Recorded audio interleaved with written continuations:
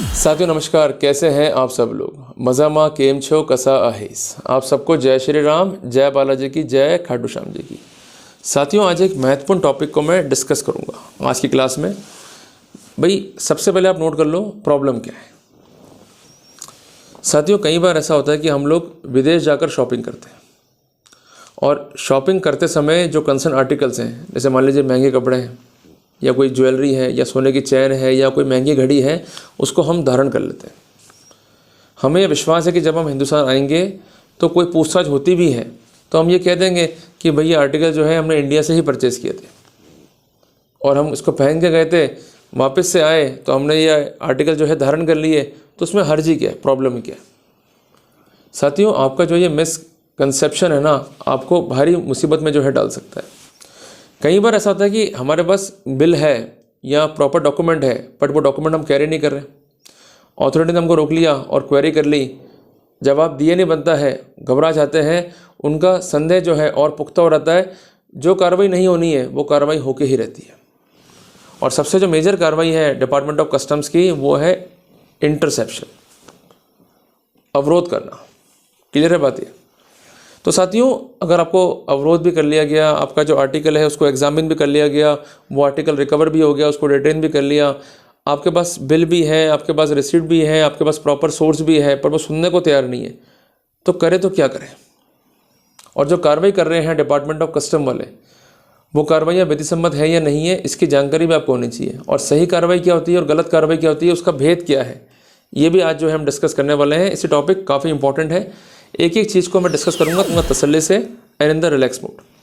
Clear है। तो आप जो भी चीज़ को नोट डाउन करें यहाँ से, तो हम कुछ एग्जांपल लेंगे ताकि आपको समझने में जो है आसान रहे, और जब भी इस तरह की प्रॉब्लम आए उसको आप इजीली फेस या उसे काउंटर कर सकें। क्लियर है। साथियों एक मामला आया दिल्ली हाई कोर्ट में, जहाँ एक व्यक्ति, इसका नाम है मोहम्मद, उसने मामला दर्ज कराया कमिश्नर ऑफ कस्टम्स के ऊपर, और उसने एक रिट पिटिशन जो है फाइल करी जिसका नंबर है 2030/2025। इस केस में उसका कहना ये था कि मेरे साथ जास्ती हुई है, डिपार्टमेंट ऑफ कस्टम ने मुझे हैरान किया, मुझे परेशान किया, मुझे ह्यूमिलेट किया, इवन जो मेरा वैल्यूबल आर्टिकल था उसको सीज तक कर दिया। ये लोग जल्दबाजी कर रहे हैं कार्रवाई करने में, और अल्टीमेटली मेरा ये आर्टिकल जो है डिस्पोज ऑफ करने में ये आतुर है। इनका मकसद क्या है कि उसको डिस्पोज ऑफ करो, उसका एक वैल्यूशन निकालो, और उस पर जो भी टैक्स बनता है, पेनल्टी बनती है, उसको इम्पोज करो, और अगर पैसा बच गया तो मुझे दे दो, और अगर पैसा नहीं बचा तो मुझसे फर्दर जो है एरियर्स को रिकवर करो। साथियों अमूमन कई केसों में ऐसा होता है कि हमारे पास जवाब है, रिसिप्ट्स है, डॉक्यूमेंटेशन है, पर ये सुनने को तैयार नहीं होते हैं। और ये वर्तमान केस उसी का एक गिलिंग एग्जाम्पल है। अगर डॉक्यूमेंट नहीं है तो वैसे बच नहीं पाओगे, पर डॉक्यूमेंट है उसके बाद भी ये पॉसिबिलिटी है कि ये लोग गलत कार्रवाइयाँ करते हैं। तो वो कार्रवाइयाँ गलत कैसे होती हैं और किस प्रकार हमें उन्हें आइडेंटिफाई करना होता है और किस तरह डिफेंड करना होता है टू सिक्योर आवर राइट्स, ये आज हम समझेंगे।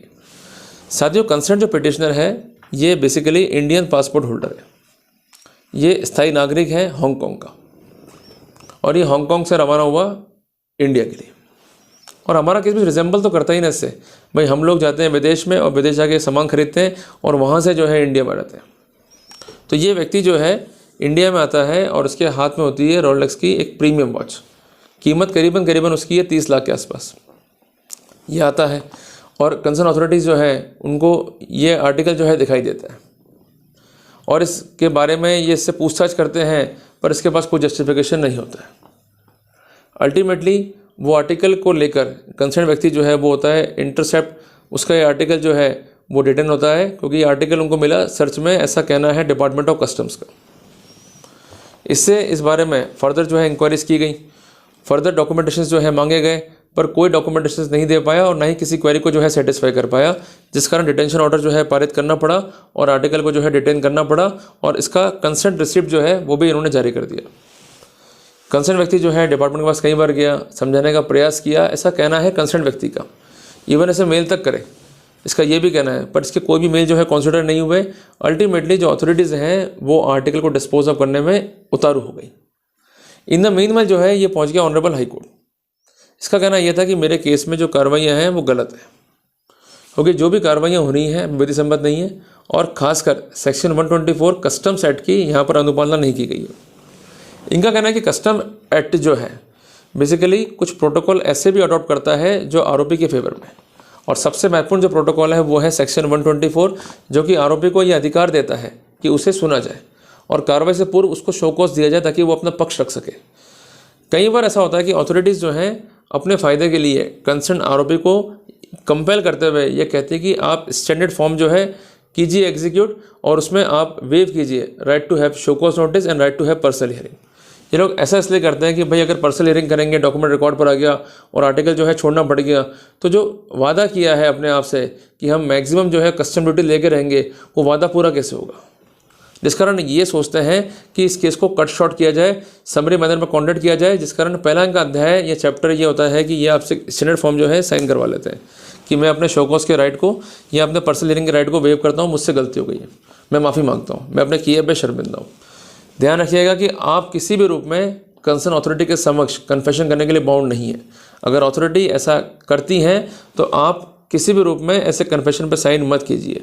कन्फेशन कोई आपके खिलाफ यूज़ करते हैं और आपके खिलाफ यूज़ करते हुए ये कहते हैं कि चूंकि कंसर्न आरोपी ने ही गलती मान ली है, तो ऐसी स्थिति में जो हम कार्रवाई कर रहे हैं वो विधि सम्मत है। तो आपकी एक गलती कितना मरवा देती है आपको, तो कन्फेशन नहीं करना है आपको किसी भी हालत में। दूसरी बात है कि कोई भी फॉर्म जो है साइन नहीं करना है बिना पढ़े।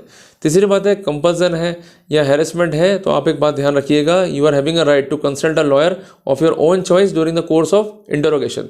तो ये महत्वपूर्ण चीज़ है, महत्वपूर्ण राइट्स हैं जो आपको दिए गए, पर चूंकि आप एक्सरसाइज नहीं कर पाए, एक माहौल जो है क्रिएट होता है। उस माहौल में क्या होता है कि बड़े से बड़े अफसर आते हैं, आपको डराते हैं, धमकाते हैं और ये कहते हैं कि भाई देखो अभी तो छोड़ देंगे आपको, आप माफ़ी मांग लो, कन्फेस कर लो और इस केस में मास्टरमाइंड कौन है उसका नाम बता दो, अदरवाइज आप फंस जाओगे। तो आप भी घबरा रहते हो और इनके कहने से कन्फेशन कर लेते हो, माफ़ीनामा लिख के रहते हो। ऐसी गलतियाँ मत करो। साथियों, एक जजमेंट है अमित कुमार बनाम कमिश्नर ऑफ कस्टम का, जजमेंट है 2025 का, जो कि साइट हुआ है 2025 DSC पेज नंबर 751 के रूप में। जजमेंट है डिविजनल बेंच का, जिसमें ये स्पष्ट है कि अगर जनरल फॉर्म में शोकॉज नोटिस है जिसमें जनरल वेवर्स हैं regarding the personal hearing and show cause notice, तो इस तरह के कंसर्न फॉर्म्स जो हैं वो इलीगल हैं, आर्बिट्री हैं और प्रोसेस का अब्यूज़ है। उनका कहना है कि अगर अक्यूज अपने इस राइट को छोड़ रहा है तो he must be very much conscious about the same. अगर जनरल फॉर्म साइन कर लिया, वो कॉन्शियस ही नहीं है, अल्टीमेटली वो घबराया हुआ है, तो ऐसे सिनेरियो में ये नहीं कह सकते कि he is ready and willing to accord consent कि मैं अपने राइट को वेव करता हूँ।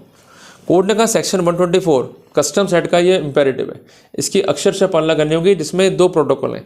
सबसे पहला शोकॉज दोगे आप, दूसरा है पर्सनल हियरिंग दोगे, और इस अधिकार से किसी भी रूप में आरोपी को वंचित नहीं किया जा सकता। अगर वंचित कर रहे हो, इसकी एब्सेंस में कार्रवाई कर रहे हो, तो ऐसी कार्रवाइयाँ गैर कानूनी है, इलीगल है एंड आर्बिट्री है। तो कोर्ट ने इस कॉन्सेंट केस में सारे फैक्ट्स को देखा, सर्कमस्टेंसेस को देखा। कोर्ट ने कहा कि यहाँ पर शो कॉज नोटिस नहीं दिया गया है, पर्सनल हियरिंग नहीं दिया गया है, इवन इस राइट को वेव कराया गया है जानबूझ के by having a standard form.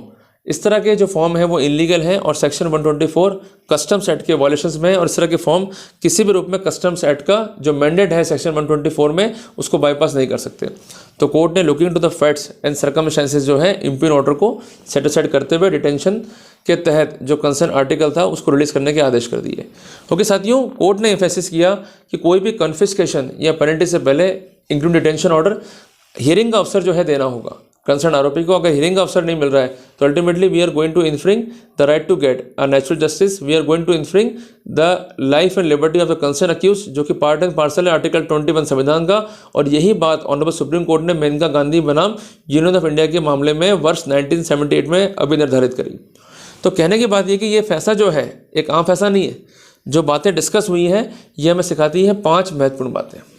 सबसे पहली बात कि जब आप विदेश जा रहे हैं तो ये कोशिश कीजिए कि कोई वैल्यूबल आर्टिकल आप पहन के ना जाएं और ना पहन के आएँ, क्योंकि आप पहन के आएंगे या पहन के जाएंगे इंक्वायरी खड़ी हो सकती है, फिर उसका जवाब देना बहुत भारी काम होता है। बेटर है कि we should avoid these article in travelling through airlines.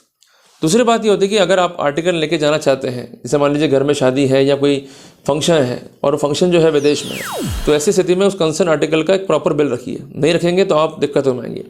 तीसरी बात, वो जो भी आपको नोटिस दे रहे हैं उसमें साइन करने के बजाय, उसमें लिखने के बजाय अलग से जवाब लिख के दीजिए कि ये आर्टिकल है, इसका ये बिल है और मैं आपको ये प्रस्तुत कर रहा हूँ, इसकी आप जांच करके मेरा आर्टिकल जो है रिलीज़ करने की कृपा करें।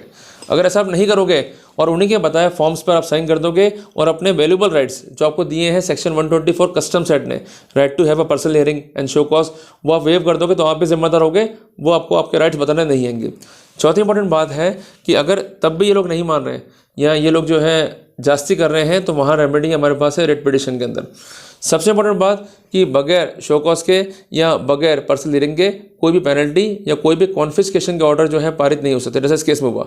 तो कोर्ट ने कहा चूंकि यहाँ पर हियरिंग का मौका नहीं मिला, तो जिस कारण डिटेंशन जो है इलीगल है और जो कार्रवाइयाँ हैं वो इलीगल है। तो कोर्ट ने फैक्ट्स को, सर्कमस्टेंस को देखते हुए कंसर्न आरोपी के फेवर में जो है ऑर्डर करे, डिटेंशन ऑर्डर को सेट असाइड कर दिया और आर्टिकल को रिलीज करने के ऑर्डर कर दिए, जैसा मैंने आपको बताया भी है। तो ये इंपॉर्टेंट जानकारी है आपके राइट्स को लेकर। ऐसे ही अपडेट्स के लिए पेज को फॉलो लाइक ज़रूर करें। मिलते हैं एक नए टॉपिक के साथ एक नई क्लास में। टिल देन, जय हिंद, जय भारत।